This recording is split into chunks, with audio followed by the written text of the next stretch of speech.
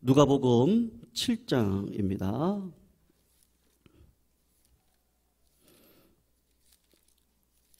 11절에서 17절까지 우리 같이 교독으로 읽고 마지막 17절 함께 읽도록 하겠습니다.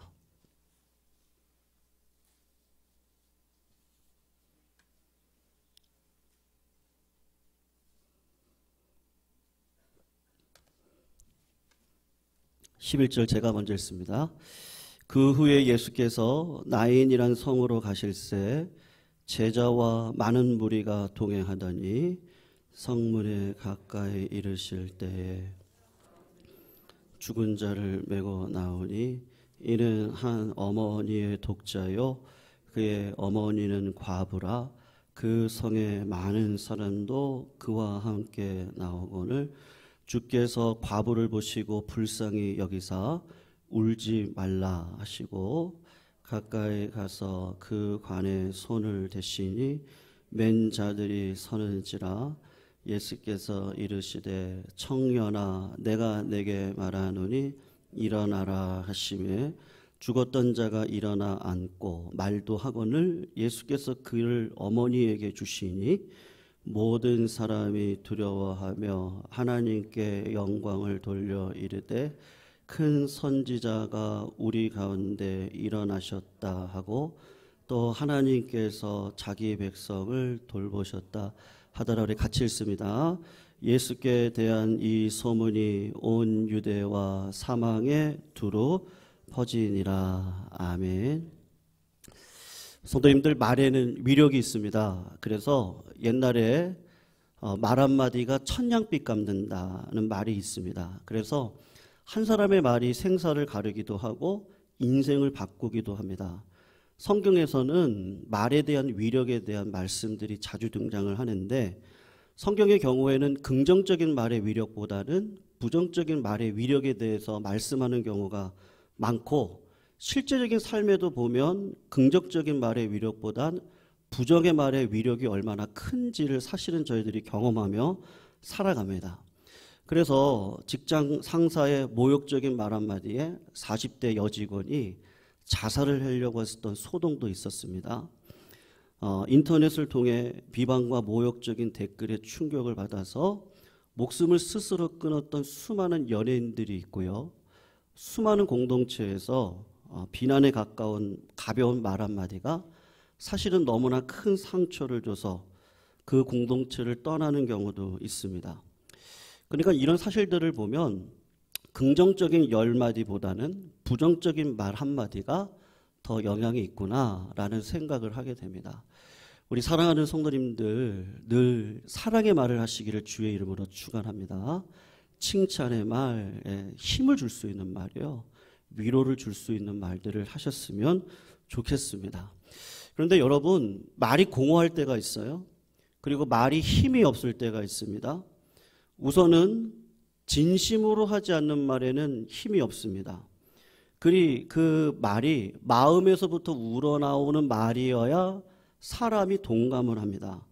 마음이 없는 말을 하면 모래 위에 지은 집처럼 그럴듯하게 들려도 결국에는 허무한 말이라는 걸 우리 성도님들이 더 잘 아십니다.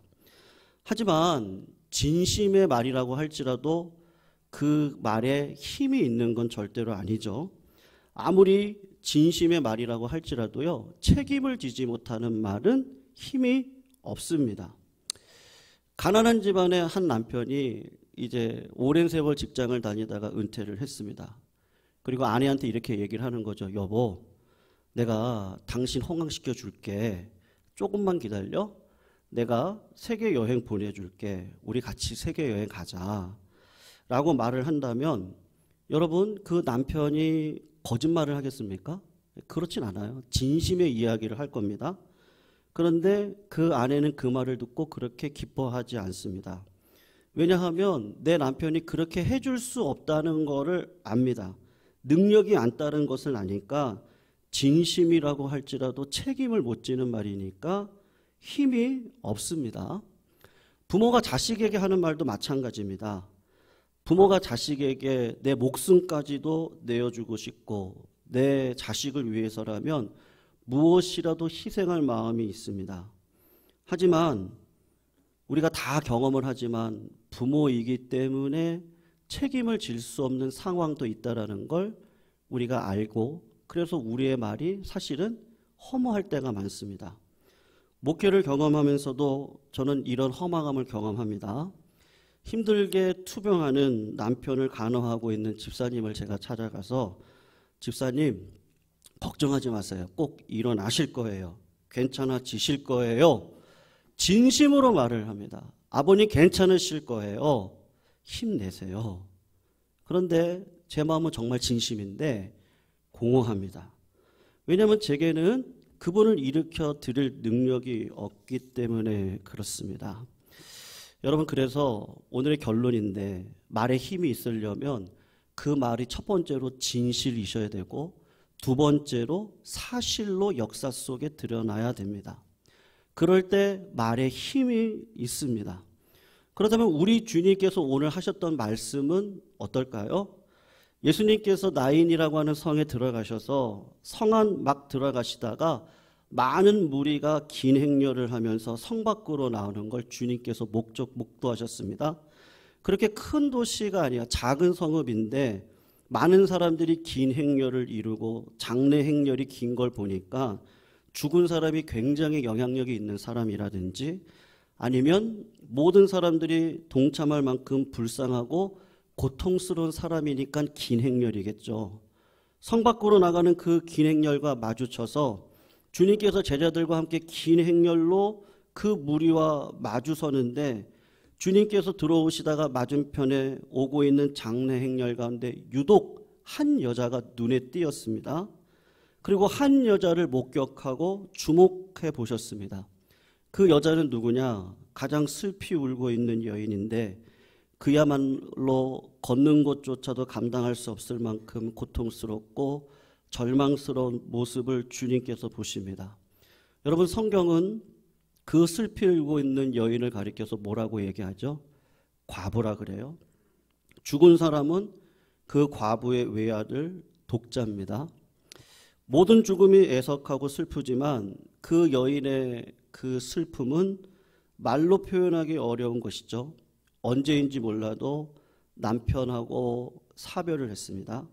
남편을 먼저 보낸 이 여인은 충분히 고통스럽고 아픈 경험을 충분히 했을 겁니다. 외로움이 있을 거예요.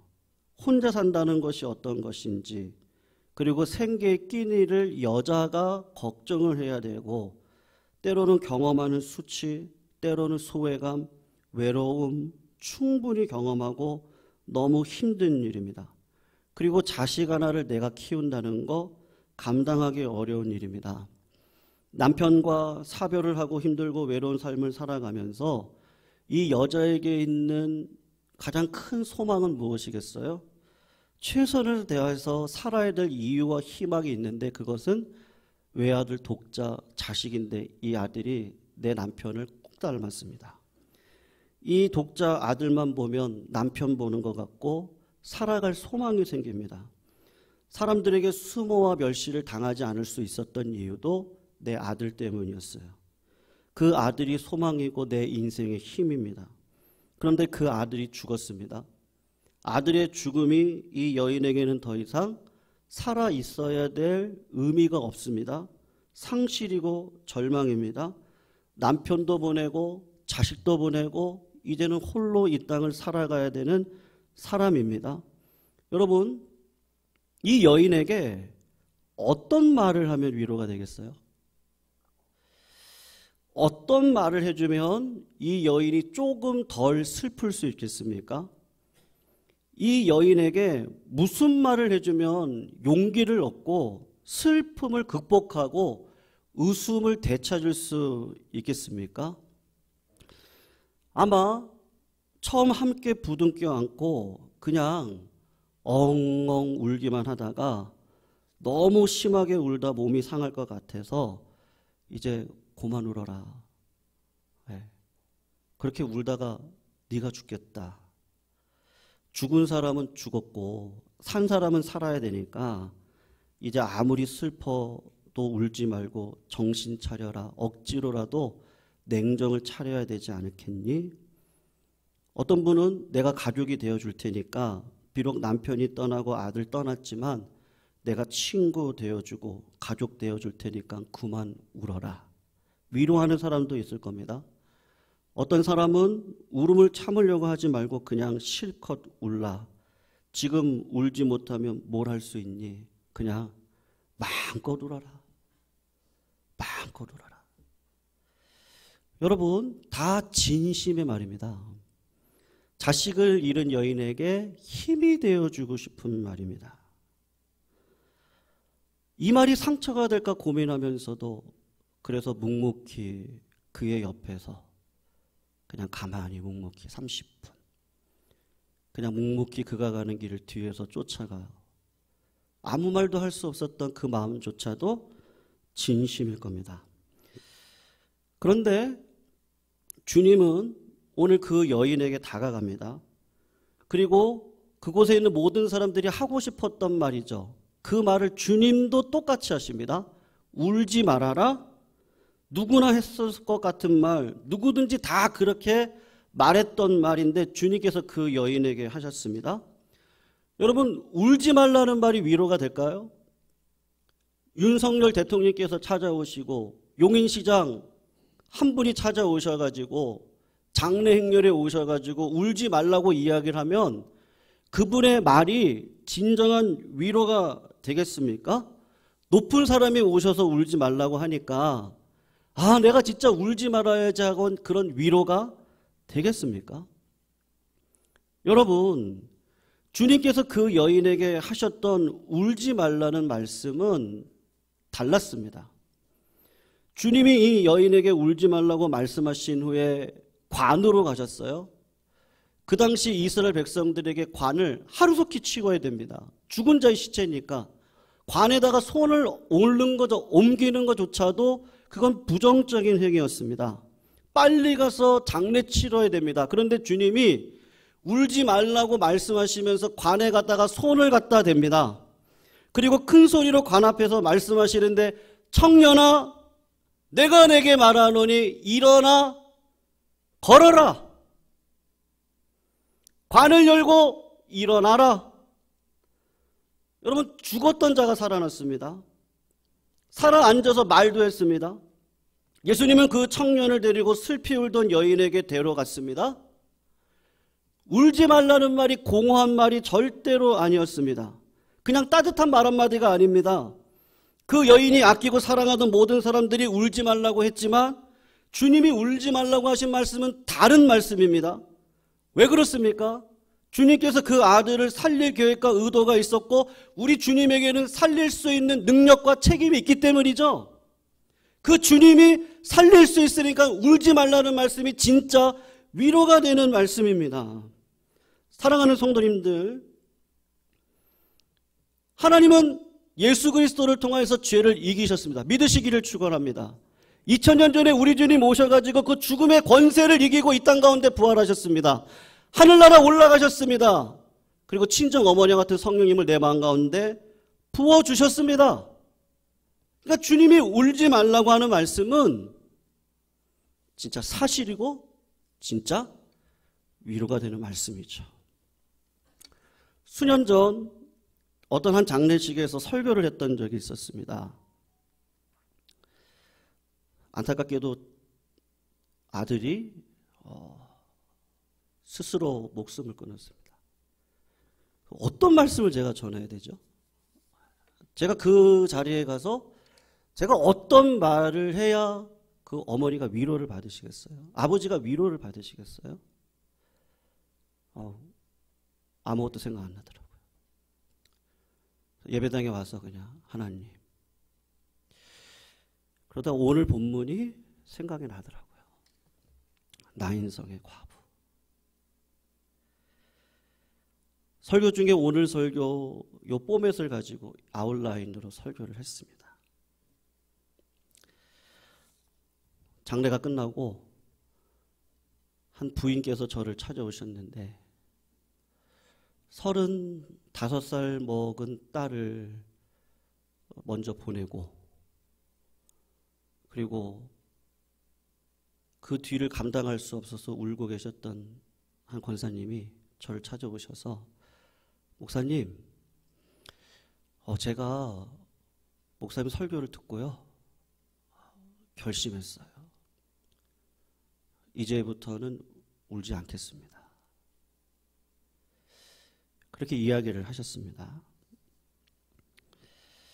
여러분, 제가 울지 말라고 했다고 그분이 그만 울어야 되겠다고 생각을 했겠습니까? 제 설교가 기가 막히게 감동적이고 울지 말아야 될 이유가 너무 그럴듯해서 울지 말아야겠다고 그 권사님이 생각하셨겠습니까? 지렁이 같은 제가요? 그 부인이 그만 울어야겠다고 마음을 먹었던 이유는 제 말이 아니고요, 말씀의 능력입니다. 예수께서 나인성 과부를 살리셨다는 것이 믿어졌기 때문입니다. 우리 주님이 죽음을 이기셨다는 것이 믿어졌기 때문입니다.